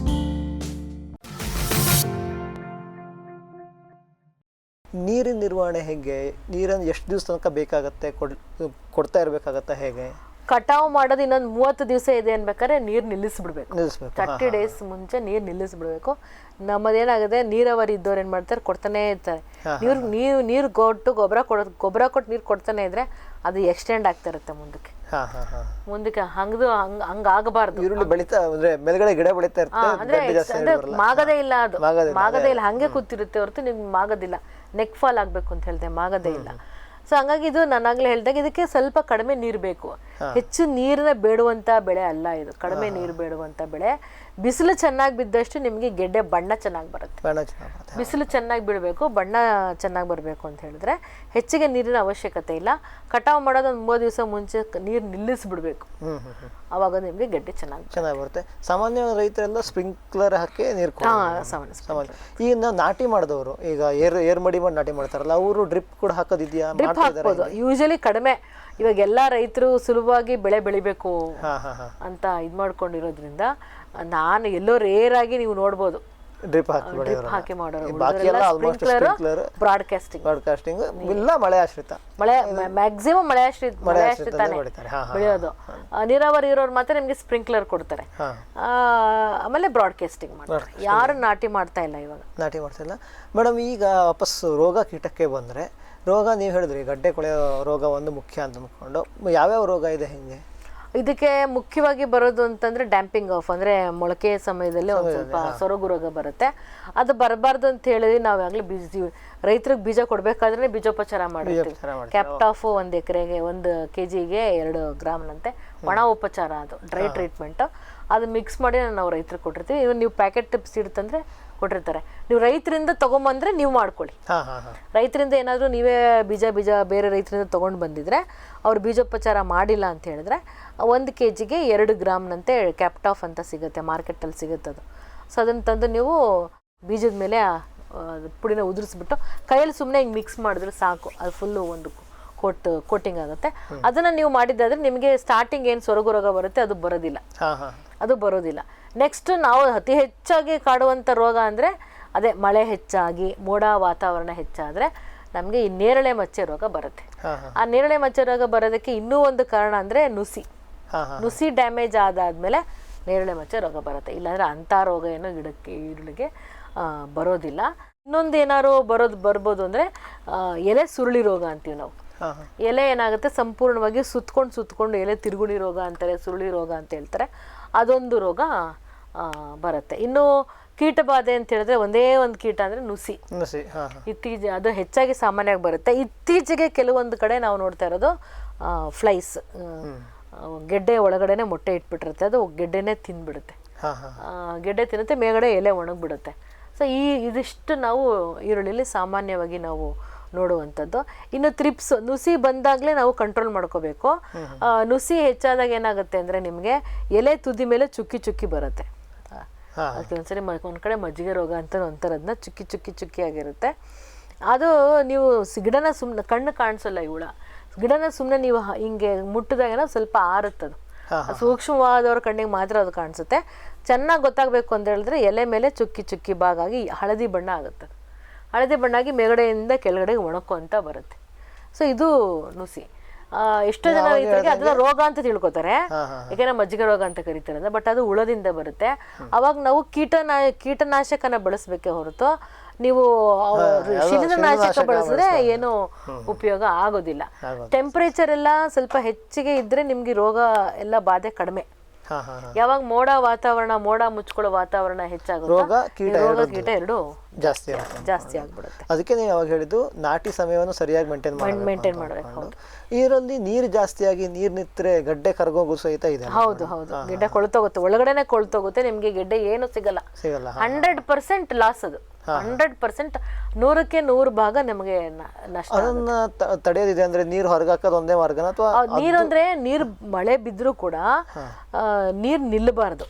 ಒಂದ್ 2-3 ತಾಸಲ್ಲಿ ಗಂಟೆಗಳಲ್ಲಿ ಆ ನೀರು ಹೋಗ್ಬಿಡ್ಬೇಕು. ಹಂಗಿದ್ರೆ ತೊಂದರೆ ಇಲ್ಲ. ಆಮೇಲೆ ತಂಪಾಗಬಾರ್ದು. ಇವಾಗ ಕೆಲವೊಂದ್ಸಲ ನೀವು ಗೆಡ್ಡೆ ಈರುಳ್ಳಿ ಬೆಳೀತಾ ಇರೋರು ನೀವು ಗಮನಿಸಿದ್ರೆ ಓಪನ್ ಸ್ಪೇಸಲ್ಲೂ ನೀವು ಮರದ ಕೆಳಗಡೆ ಏನಾದ್ರು ಗೆಡ್ಡೆ ಹಾಕಿದ್ರೆ ನಿಮಗೆ ಗೊತ್ತಾಗೋಗುತ್ತೆ. ಮರದ ಕೆಳಗಡೆ ಗೆಡ್ಡೆ ಬೆಳವಣಿಗೆ ಅಷ್ಟು ಚೆನ್ನಾಗಿರೋದಿಲ್ಲ. ಅದೇ ಬಿಸಿಲು ಬೀಳೋ ಕಡೆ ಗೆಡ್ಡೆ ಬೆಳವಣಿಗೆ ಇರ್ಬೋದು, ಗಾತ್ರ, ಬಣ್ಣ ಎಲ್ಲಾನು ಬಹಳ ಚೆನ್ನಾಗಿರುತ್ತೆ. ನೀವು ರೋಗ ಬರಬಾರ್ದು. ಇವಾಗ ನಿಮ್ಗೆ ಗೊತ್ತಂದ್ರೆ ರೈತರು ಸಾಮಾನ್ಯವಾಗಿ ಏನು ಮಾಡ್ತೀವಿ ಅಂದರೆ ಔಷಧಿನ ಬಳಸಬೇಕಾದ್ರೆ ನಾವು ಯೋಚನೆನೇ ಮಾಡೋಲ್ಲ. ನಾನು ಯಾವಾಗಲೂ ಇವಾಗ ರೈತರಿಗೆ ನಾವು ಅದನ್ನು ಹೆಚ್ಚಾಗಿ ಒತ್ತಿ ಹೇಳ್ತಾ ಇರ್ತೀವಿ. ಶಿಫಾರಸು ಮಾಡಿಲ್ಲಾರ್ದಂತಹ ಬೆಳೆಗಳಿಗೆ ಶಿಫಾರಸು ಮಾಡಲಿಲ್ಲಾರ್ದಂಥ ಔಷಧಿಗಳನ್ನ ಶಿಫಾರಸು ಮಾಡದೇ ಇರುವಂಥ ಸಮಯದಲ್ಲಿ ಮಾಡದೇ ಇರುವಂಥ ಪ್ರಮಾಣದಲ್ಲಿ ನಾವು ಅಪ್ಲಿಕೇಶನ್ ಹಾಕ್ತಾ ಇದ್ದೀವಿ. ಅದು ನಾವು ಮೊದಲೇ ಮಾಡ್ತಿರೋ ತಪ್ಪು. ಎರಡನೇದೇನು ಅಂತ ಹೇಳಿದ್ರೆ ಔಷಧಿ ಅಂದ ತಕ್ಷಣವೇ ಅಲ್ಲಿ ಔಷಧಿಯಲ್ಲಿ ಬೇರೆ ಬೇರೆ ಕ್ಯಾಟಗರೀಸ್ ಬರುತ್ತೆ. ಫಸ್ಟು ಹಸಿರು ಬಣ್ಣದ ಬರುತ್ತೆ, ಆಮೇಲೆ ಹಳದಿ ಬಣ್ಣದಿದೆ, ಆಮೇಲೆ ನೀಲಿ ಬಣ್ಣದಿದೆ, ಆಮೇಲೆ ನಿಮಗೆ ಕೆಂಪು ಬಣ್ಣದ ಬರುತ್ತೆ. ಇವೆಲ್ಲ ನಾವು ಮೊದಲನೇದು ಯೂಸ್ ಮಾಡಬೇಕಾದ್ರೆ ಫಸ್ಟ್ ಹಸಿರು ಬಣ್ಣದನ್ನು ನಾವು ಬಳಸ್ಬೇಕು. ಕಾರ್ಬನ್ ಡೈಸಿಮ್ ಅಂತ ಬಳಸ್ತೀವಿ. ಅದು ಹಸಿರು ಬಣ್ಣ ಅಂದರೆ ವಿಷಾನೇ, ಎಲ್ಲಾನು ವಿಷಾನೇ, ಆದರೆ ಪ್ರಮಾಣ ಕಡಿಮೆ, ವಿಷದ ಪ್ರಮಾಣ ಕಡಿಮೆ ಆಗುತ್ತೆ. ಸೊ ಯಾವಾಗಲೂ ಅಷ್ಟೇ ನಾವು ಫಸ್ಟ್ ಹಸಿರು ಬಣ್ಣದನ್ನು ನೋಡಬೇಕು. ನಮಗೆ ಗೊತ್ತಾಗಲ್ಲ ಅಂತ ಏನಿಲ್ಲ, ನಿಮಗೆ ಪ್ಯಾಕೆಟಿನ ಹಿಂದೆಗಡೆ ಪ್ರತಿಯೊಂದು ಪ್ಯಾಕೆಟ್ ಮೇಲೂ ಅದು ಇರುತ್ತೆ, ಹಸಿರು ಬಣ್ಣನ ನೀಲಿ ಬಣ್ಣನ ಅಂತ ಇರುತ್ತೆ. ಆಮೇಲೆ ಅದು ಯಾವ್ಯಾವ ಬೆಳೆಗೆ ಶಿಫಾರಸ್ ಮಾಡಿದೀವಿ ಅಂತಲೂ ಅದ್ರ ಬೆಳೆಯಲ್ಲಿ ಕೊಟ್ಟಿರ್ತಾರೆ. ಅದನ್ನೇ ನಾವು ಬಳಸಿದ್ರೆ ಭಾಳ ಅನುಕೂಲ. ಇಲ್ಲ ಅಂತಂದರೆ ಕ್ಲೋರೋಫೈರಿಫಾಸ್ ಹೊಡೆಯೋ ಕಡೆ ಆ್ಯಕ್ಟ್ರಾ ಹೊಡೆಯೋದು, ಅಥವಾ ಕ್ವಿನಾಲ್ಫಾಸ್ ಅಂತ ಕ್ವಿನಾಲ್ಫಾಸಿಗೆ ನಾವು ನಿರ್ವಹಣೆ ಮಾಡುವಂತಹ ಒಂದು ಹುಳಕ್ಕೆ ಆ್ಯಕ್ಟ್ರಾ ಬ್ಲೂ ಕಲರ್ ಔಷಧಿ ಹೊಡೆಯೋದು. ಹಿಂಗೆಲ್ಲ ಮಾಡಿದ್ರೆ ಏನಾಗುತ್ತೆ, ವೆಚ್ಚನೂ ಹೆಚ್ಚಾಗುತ್ತೆ, ನಮ್ಮ ಮಣ್ಣು ಹಾಳಾಗುತ್ತೆ, ನಮ್ಮ ಪ್ರಾಡ್ಯೂಸ್ ಏನಿದೆ ಉತ್ಪಾದನೆ ಅದು ಕೂಡ ಹಾಳಾಗುತ್ತೆ. ಯಾವಾಗಲೂ ಅಷ್ಟೇ ಪ್ರಿಕಾಷನರಿ ತೊಗೋಬೇಕು ನಾವು. ಪ್ರಿಕಾಷನರಿ ತೊಗೊಳ್ಬೇಕು ಅಂತಂದರೆ ಜೈವಿಕ ಜೀವಾಣುಗಳು ಸಾಕಷ್ಟು ಇವಾಗ ಬಂದಿದ್ದಾವೆ. ಇವಾಗ ಏನಪ್ಪ ನಾನು ಪೌಡ್ರ್ ಸ್ಪ್ರೇ ಮಾಡಬೇಕಾ, ಆಳುಗಳ ಕೆಲಸದಾಳ್ಬೇಕಾಗತ್ತೆ ಅನ್ನೋದೇನಿಲ್ಲ. ನೀವು ಡ್ರಿಪ್ ಮುಖಾಂತರನೋ ಸ್ಪ್ರಿಂಕ್ಲರ್ ಮುಖಾಂತರನೋ ಸ್ಪ್ರೇ ಮಾಡಿಬಿಡ್ಬೋದು ಇವಾಗ ಸುಲಭವಾಗಿ. ಲಿಕ್ವಿಡ್ ಫಾರ್ಮುಲೇಷನ್ಸ್ ದ್ರವ ರೂಪದಲ್ಲಿ ಬರ್ತಾ ಇದೆ. ಟ್ರೈಕೋಡರ್ಮಾ, ಈರುಳ್ಳಿಗೆ ನಾನು ಹೇಳ್ತಾ ಇದ್ದೀನಿ, ಟ್ರೈಕೋಡರ್ಮಾ, ಸುಡೋಮೋನಾಸು, ಬ್ಯಾಸಿಲಸ್ಸು ಮತ್ತು ಅಜೋಸ್ಪೆರಲಮ್ ನಿಮಗೆ ಏನೋ ನೈಟ್ರೋಜನ್, ಸಾರಜನಕವನ್ನು ನಿಮಗೆ ಸ್ಥಿರೀಕರಿಸ್ಕೊಡುತ್ತೆ. ಬ್ಯಾಸಿಲಸ್ಸು, ಸುಡೋಮೋನಾಸು, ಟ್ರೈಕೋಡರ್ಮಾ ಏನಿದೆ ಇವೊಂಥರ ನಿಮಗೆ ಫಂಗಿಸೈಡಾಗಿ ಕೆಲಸ ಮಾಡುತ್ತೆ. ಸೊ ಈ 3-4 ಇರುವಂಥ ದ್ರಾವಣಗಳು ನಮಗೆ ಮಾರ್ಕೆಟಲ್ಲಿ ಸಿಗುತ್ತೆ. ಇವಾಗ ಹೆಚ್ಚಿಗೇನು ಬೆಲೆ ಇಲ್ಲ, ಎಲ್ಲ ಸೇರಿದ್ರೆ 5 ಲೀಟ್ರ್ ಬೇಕಾಗುತ್ತೆ. 1 ಲೀಟ್ರಿಗೆ 100 ರೂಪಾಯಿ, ಅಂದರೆ 500 ರೂಪಾಯಲ್ಲಿ ನಿಮಗೆ ಕೆಲಸ ಮುಗಿದೋಗುತ್ತೆ. ಇದು ಪ್ರಿಕಾಷನರಿಯಾಗಿ ನೀವು ಪ್ರತಿ ತಿಂಗಳು ಸ್ಪ್ರೇ ಮಾಡ್ಬೋದು. 30ನೇ ದಿವಸಕ್ಕೊಂದ್ಸರಿ, 60ನೇ ದಿವಸಕ್ಕೊಂದ್ಸರಿ, 90ನೇ ದಿವಸಕ್ಕೊಂದ್ಸರಿ ಸ್ಪ್ರೇ ಮಾಡಿದ್ರೆ ಬರೋವಂಥ ರೋಗವನ್ನು ಇದು ಕಡಿಮೆ ಮಾಡುತ್ತೆ.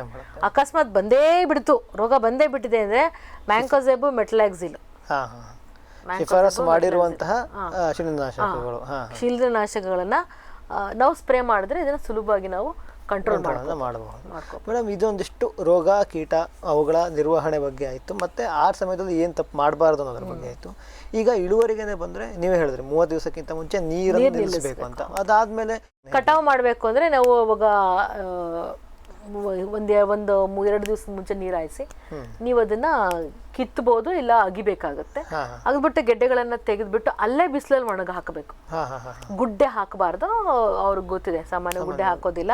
ಕಿತ್ಬಿಟ್ಟು ಏನ್ ಮಾಡ್ತೀವಿ ಅಂದ್ರೆ ಇಲ್ಲೊಂದು ಗೆಡ್ಡೆ ಇಲ್ಲೊಂದು ಈ ತರ ಫೇಸಿಂಗ್ ಆಗಿ ನಾವು ಜೋಡಿಸ್ತಾರೆ. ಗೆಡ್ಡೆ ಹಿಂಗೆ ಜೋಡಿಸಿದಾಗ ಏನಾಗುತ್ತೆ, ಬಿಸಿಲು ಬೀಳುತ್ತೆ.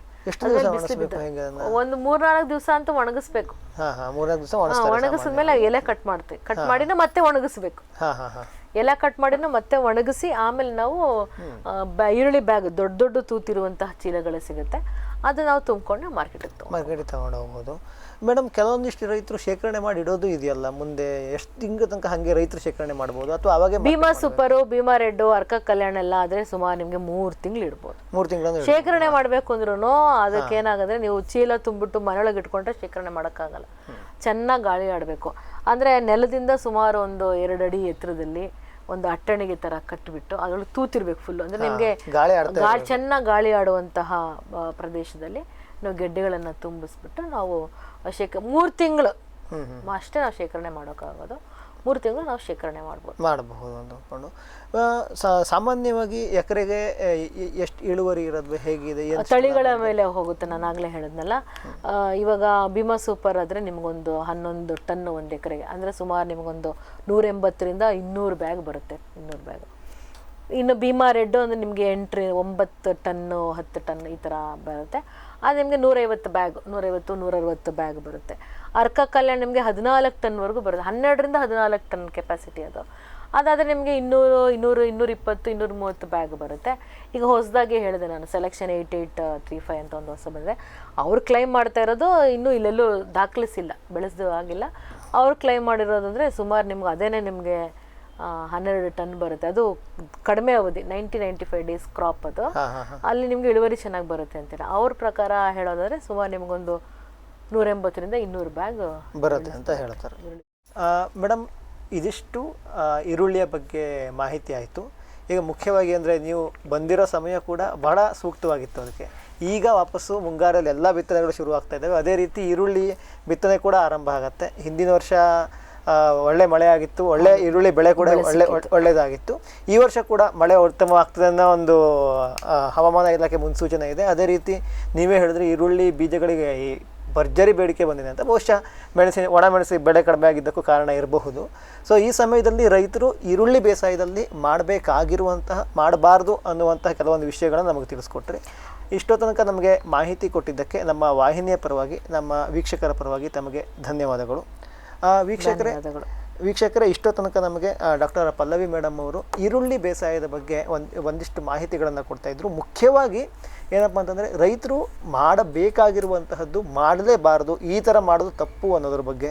ಅದರಲ್ಲಿ ಈಗ ಸೀಡ್ ರೇಟ್ ಇರಬಹುದು, ಅಥವಾ ಈಗ ರೋಗ ಕೀಟಗಳ ನಿಯಂತ್ರಣ ಇರ್ಬೋದು, ಅಲ್ಲಿ ನಾವು ಬಳಸ್ತಾ ಇರುವಂಥ ಶಿಲೀಂಧ್ರನಾಶಕಗಳಿರ್ಬೋದು, ಕೀಟನಾಶಕಗಳಿರ್ಬೋದು, ಯಾವುದನ್ನು ಬಳಸಬೇಕು ಯಾವುದನ್ನು ಬಳಸಬಾರ್ದು, ಹೇಗೆ ಏನು ಅನ್ನೋದ್ರ ಬಗ್ಗೆ, ಯಾವ್ಯಾವ ತಳಿಗಳು ರೈತರ ನಡುವೆ ಹೆಚ್ಚು ಪ್ರಚಲಿತ ಅನ್ನೋದ್ರ ಬಗ್ಗೆ ನಮಗೆ ಮಾಹಿತಿ ಕೊಟ್ಟರು. ಇಷ್ಟೋ ತನಕ ಮಾಹಿತಿ ಕೊಟ್ಟಿದ್ದಕ್ಕೆ ಮೇಡಮ್ ಅವರಿಗೆ ಧನ್ಯವಾದವನ್ನು ಹೇಳ್ತಾ ನಮ್ಮ ಇವತ್ತಿನ ಜ್ಞಾನಿ ವಿಜ್ಞಾನಿಯ ಕಾರ್ಯಕ್ರಮವನ್ನು ಮುಗಿಸೋಣ. ನಮಸ್ಕಾರ. ಈ ಕಾರ್ಯಕ್ರಮದ ಪ್ರಾಯೋಜಕರು ಜೈನ್ ಇರಿಗೇಷನ್ ಸಿಸ್ಟಮ್ಸ್ ಲಿಮಿಟೆಡ್, ಜಾಗತಿಕ ತುಂತುರು ಮತ್ತು ಹನಿ ನೀರಾವರಿ ಉಪಕರಣಗಳ ಉತ್ಪಾದಕರು, ಬೇಸಾಯ ತಂತ್ರಜ್ಞಾನ ನಿರೂಪಕರು ಹಾಗೂ ರೋಗರಹಿತ ಟಿಶ್ಯೂ ಕಲ್ಚರ್ ಗಿಡಗಳು.